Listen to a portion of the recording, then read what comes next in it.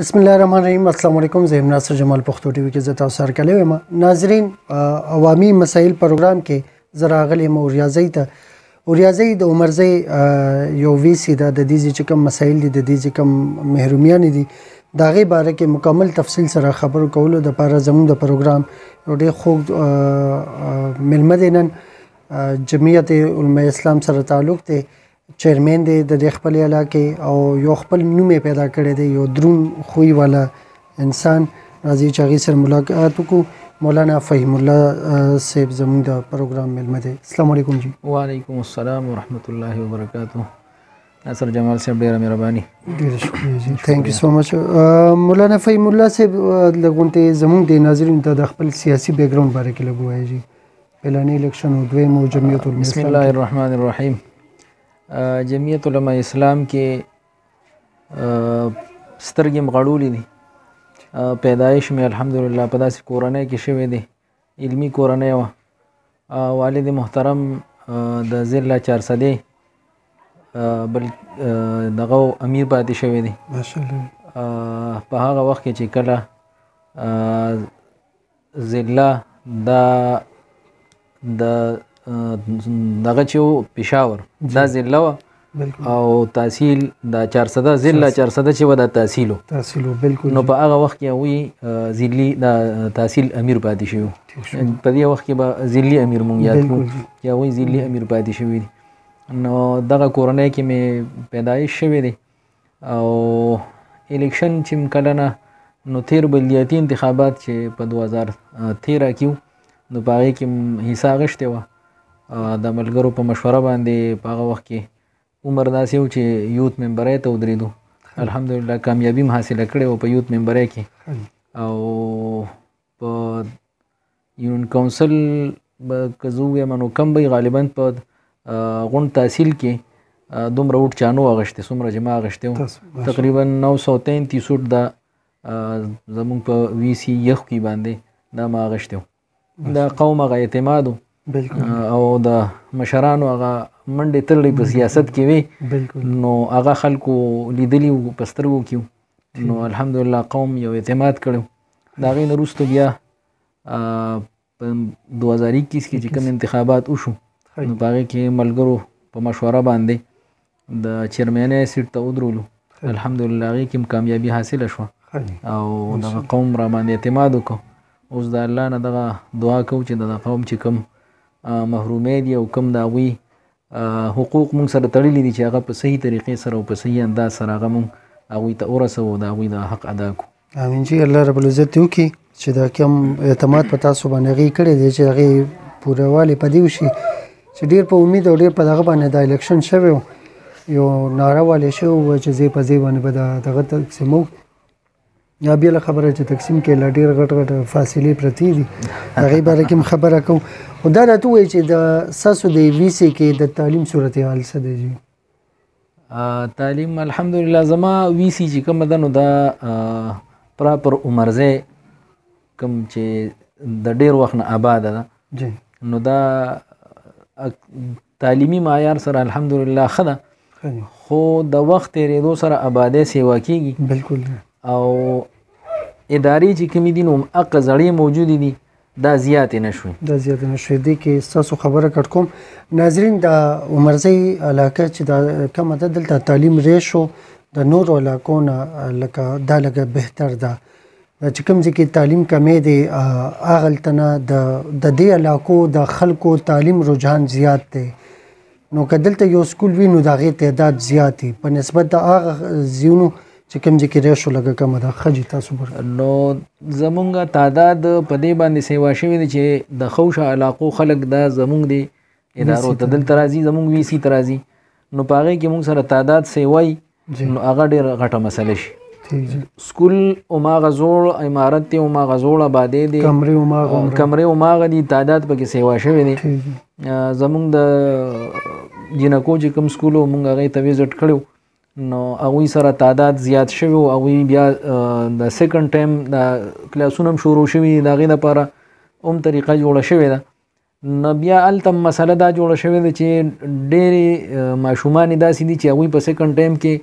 مدرسو ته ځي. جی بالکل. نو هغوی وایي چې موږ له سهار کې داخله راکړي هلته ورته د سکول نه دا دغه دي چې تاسو به سیکنډ ټایم ته راځئ تاسو ته داخله نه میلاویږي د سهار ټایم کې نو هغوی وایي چې یاره موږ خو د مدرسې سبق نشو پرېښودی نو د والدینو د طرف نه دا یو شکایت راغلی چې تاسو ورشئ د مسانو ته ووایئ سکول کې د ووایئ چې دوی له د سهار نه داخله ورکړي موږ چې هلته لاړو هغوی ته وایي چې یاره موږ ته مسله دا ده چې پوره کولی نشته ځای راسره نشته دی خامخا به څه جینکۍ داسې وي چې هغه به سیکنډ ټایم ته راځي نو موږ ته هم مسله ده نو زموږ په وي سي کې چې اداره شته دی خو هلته مسله دغه جوړه ده چې تعداد پې سیوا شوی دی نو د دویم سکول ضرورت شته دی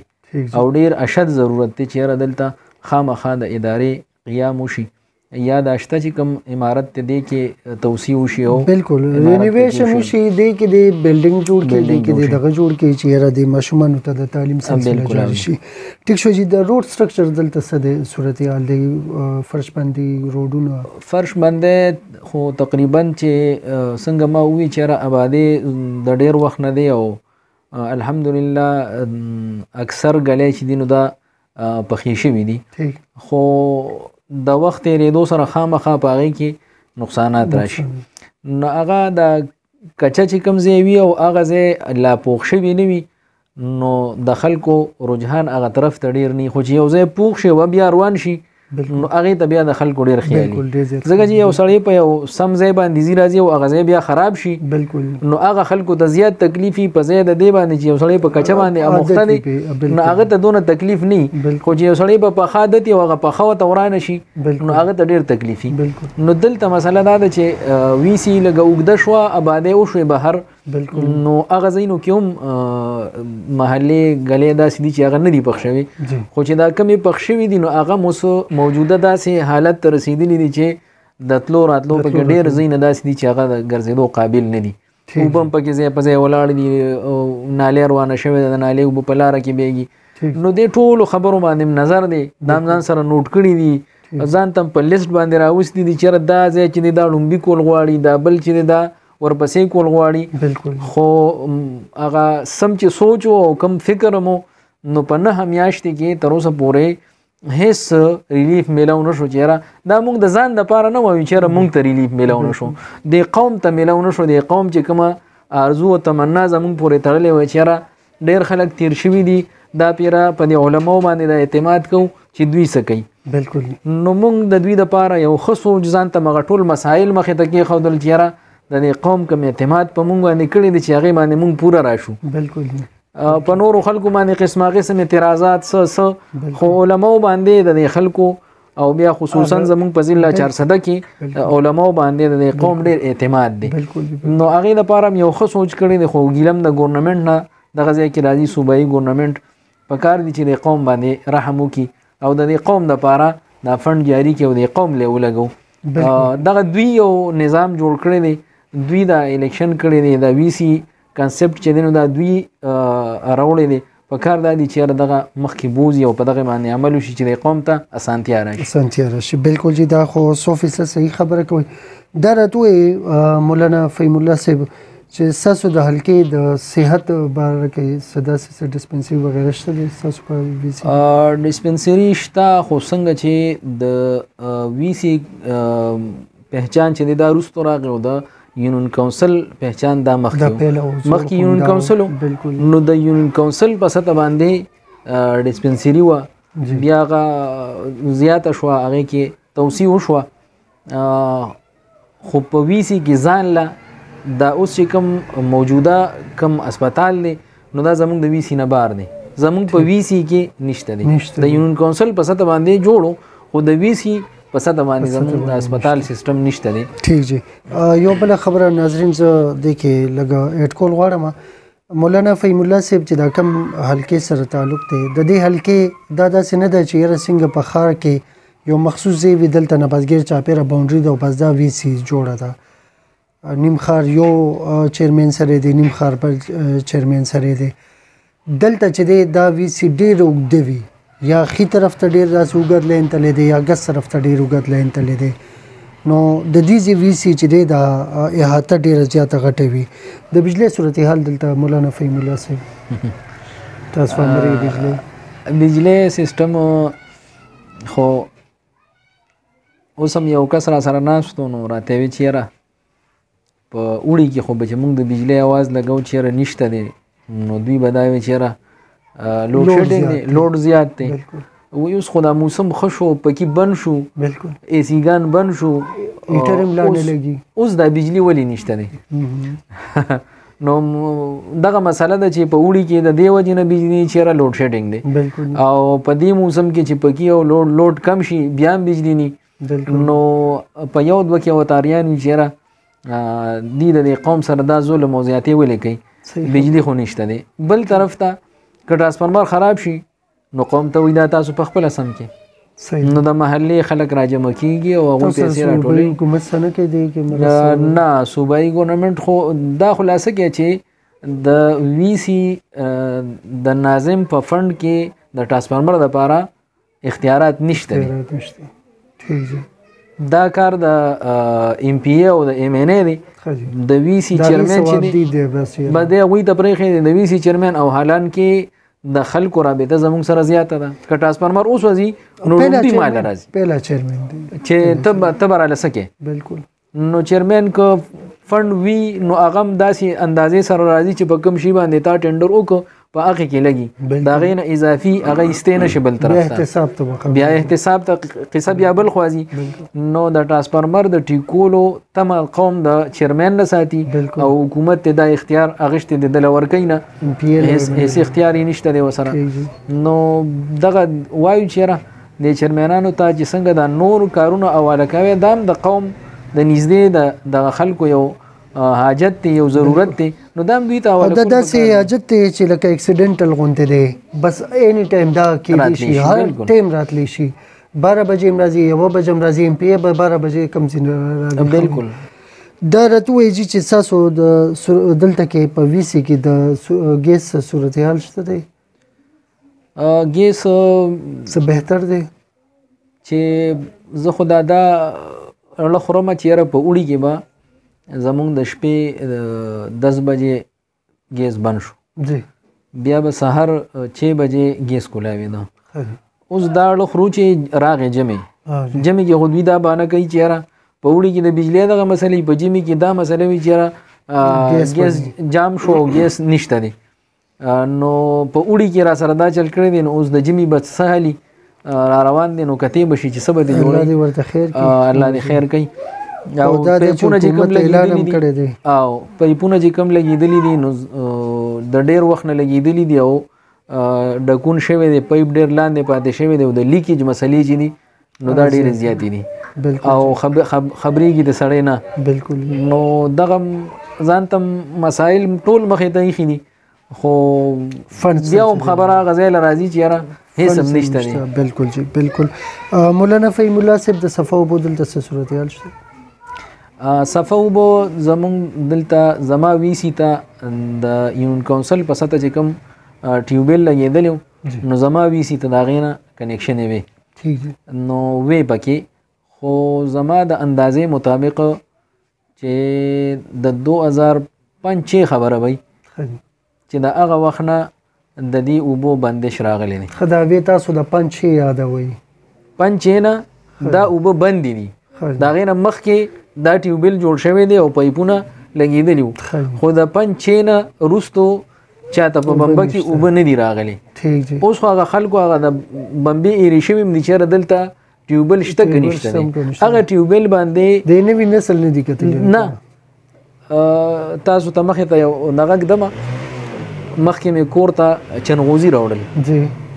نه ماشومانو ته مې کېښودل مې دا پېژنې نه هغوی خندل ویل دا نه پېژنو دا څه دي لکه چنغوزي داسې اوس نایاب شوی دی نو دلته دا بمبې داسې نایاب شوي دي که موږ ماشومانو ته ووایو چې یاره یو ټیوبیل او دلته به موږ کور کې بمبه لګولې او به ټیم په ټیم باندې راتله لکه د بجلۍ په ټیم به راله او به تاسو به ځان ته هر څه ډک کړل نو هغوی دا نه پېژني صحیح خبره ده دا هیر شوي دي دا موجوده نسل هغه پیژني نو هغه ټیوبیل باندې کسان شته د هغې تنخواه اخیستل کېږي هر څه شته دی بالکل خو هغه بند شوي دي پایپونه مات شوي دي تنخواهګانې شته دي ټیک شو جی بالکل صحیح ده دا زموږ پاکستان نظام همداسې دی الله دې معافي وکړي د صفایي لپاره څه صورتحال شته دی ستاسو د صفایي صورتحال چې کله نه زمونږ چیرمني مونږ ته حواله شو او حلف مونږ واغشته نو د هغه وخت نه د صفې دپاره حکومت ته د 2 کسانو دغه وکړه چې تاسو 2 کسان ولګوئ د صفې دپاره او هغوی به صفۍ کوي د هغوی دپاره اجازیه مقرر شوه تقریبا 4 میاشتو پیسې به هغوی په یو ځل راولېږلې هغه به مونږ د کسانو له ورکولې خو مونږ ته په ویسي کې غټه مسله دا وه چې په دیهاتي علاقو کې چې کله د نالې نه ګند راوباسي نو د هغې غورځول نږدې دا بالکل اوس حکومت پالیسي عجیبه جوړه کړې ده چې ما ته کمې پیسې راولېږلې نو ما 2 کسان په هغې ولګول دونه پیسې را لېږلي دي چې هغه د هغوی د میاشتې هغه برابرېږي د 4 میاشتو پیسې راولېږلې هغه چې زه په هره میاشت تقسیم کم هغوی ته چې کومه تنخواه میلاویږي دا په 4 میاشتو کې صرف د هغوی هغه کور شي اوس زه چې په شهر کې داسې علاقه ده چې هلته پټۍ نشته ټول ګونجان آبادې دي بالکل ما ګند راوویسته اوس د دې د اوچتولو د غورځولو ځای ما سره نشته بالکل دا چې زه وړم دې له به زه ګاډۍ کوم بالکل اوس ما سره د ګاډي دپاره فنډ نشته پیسې نشته زه چې ګند راوباسم د نالې نه خلک رانه دا تمه ساتي چې دا اوس اوچت کا بالکل که یو ورځ نه 2 ورځې دویمې ورځې ته اوړي نو هر سړی ګیله کوي یاره وایي دا ګند دې رایستې دی دا په دې نالې کې خو نه به دې رایستې ناظم صاحب ګند لړه کوو نو دا غټه مسله وه چې یاره اوس دې سره څه وکړو بالکل نو هغې دپاره بیا د جنریټر انتظام کول نو هغه به مونږ د 1 میاشتې کسان چوټي کړل هغه پیسې به هم په جنریټر باندې ولګولې هغه به مونږ دا ګن په هغې باندې وغورځو نو د 4 میاشتو چې کوم د صفې فنډ راغلی دی هغې باندې مونږ 2 میاشتې صفۍ وکړه بالکل جی ځکه چې هغه د دیهاتو دپاره به ځان له یو پالیسي جوړی بالکل د کوم ځای چې شهر دی د هغې دپاره به ځان له یو پالیسي جوړی بالکل ټولو ته به په یو نظر باندې نه ګوري بالکل جی بالکل نو دغه مسلې راته دي د صفې حوالې سره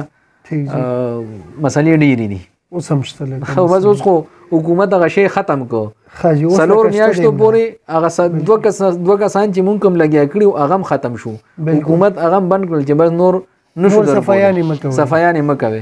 او قوم عادت شو بالکل چېرې تاسو صفایانې وکړئ بالکل جی 2 میاشتې وشوې دا خو به دوی دقسې مسلسل کوي بالکل په تمه کې پیدا شو چې دا به دوی خامخا کوي او هغه شی حکومت بند کړو ټیک شو جی د انعکاسې دلته صورتحال لختي وغیرہ وړاندې د نکاسې مسلې ډېرې زیاتې دي ډېره غټه مسله ده زما په ویسي کې چې کله باران وشي نو د خلکو کورونو ته اوبه دننه کېږي او ډېرې آبادۍ په دې باندې کرک شوې او موږ ته دا شکایتونه ډېر راځي یو خو صفۍ نه کېږي د نالو بل نکاسي کېږي نه نکاسي غټې چې کومې والي دي نو هغه بندې دي په هغې باندې ډېرو خلکو آبادۍ کړي دي باترومونه یې جوړ کړي دي او د هغې د صفې صورت هم نه جوړېږي نو موږ بالا چې کوم افسران دي د هغوی په نوټس کې دا خبره موږ راوستیم ده موږ درخواستونه هم ورکړي دي نو چې د دې باندې کار وشي او سیاسي سره پراپر طریقې سره چې دا اواره شي نو بهتر به د نکاسې مسله زما په ویسي او ریاضو کې ډېره انتهایي ده او ډېره زیاته مسله مخنیوي ضروري دی سرکاري وړو خو به تاسو ډېر ملاویږي سرکاري وړو جیوای ولایت نن سبا ډېر زیات ملاویږي ځان زمان داسې د پی ټی آی او د دې ډېر زیات لګي او بالکل نو ځکه زه وایم چې سناسه هغه د قوم موږ له جیوای والا له کنه راکوي نه دې راکوي موږ ته دا ذاتي تمه نه ساتو ځان له دې تمه نه ساتو قوم دپاره غواړو چې د دې قوم دپاره ریلیف ورکې د قوم ته ریلیف ورکې او کوشش دا وکړو چې یاره د دې قوم دپاره څه وکړو نو د اوړو بحران دی د غریب قوم د اوړو د اغشتو په بازار کې جوګه نه دي بالکل جوګه نه دي چې دوی کم کمزورې وړو سرکاري چې کم راځي نو هغه هم انتهایي کمزورې وړي دي خو دا قوم هغې ته په لین کې ولاړي چې یاره موږ ته دا میلو شي دا سره وړه دي وي خو چې په ارزان ریټ راته میلو شي او دا والو دا وخورو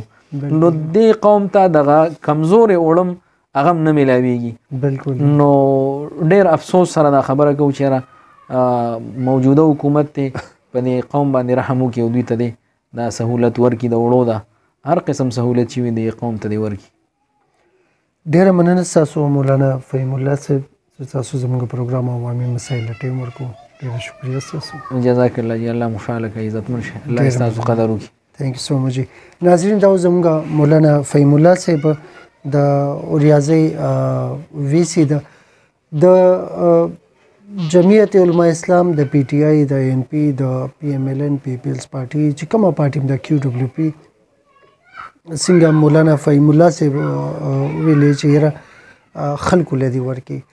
دا هر خبره تاسو یقین کوي لکه مولانا فهیم الله صاحب د خبرو کې لغونته ماته هغه تکلیف او درد پدې محسوسيږي چې چیرمن سره د ټیم کې اختیارات نشته دی چې کومه مسلې ته ګوري هم د چیرمنان ته راځي هم د کې ته د بیانې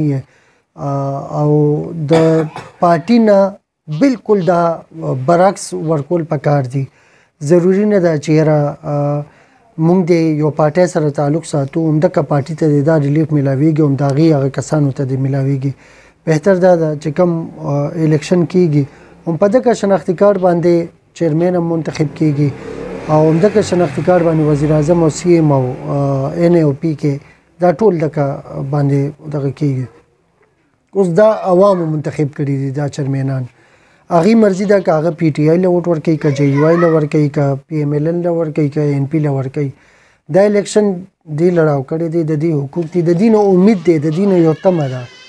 او هغه تاسو یقین وکړئ کا هغه د ایم ان ایم پی ان سو کاغه امید او تمه لري او چیرمن باندې ډیز لور ورسي. نو اوس عمران خان صاحب ویډیو شته دي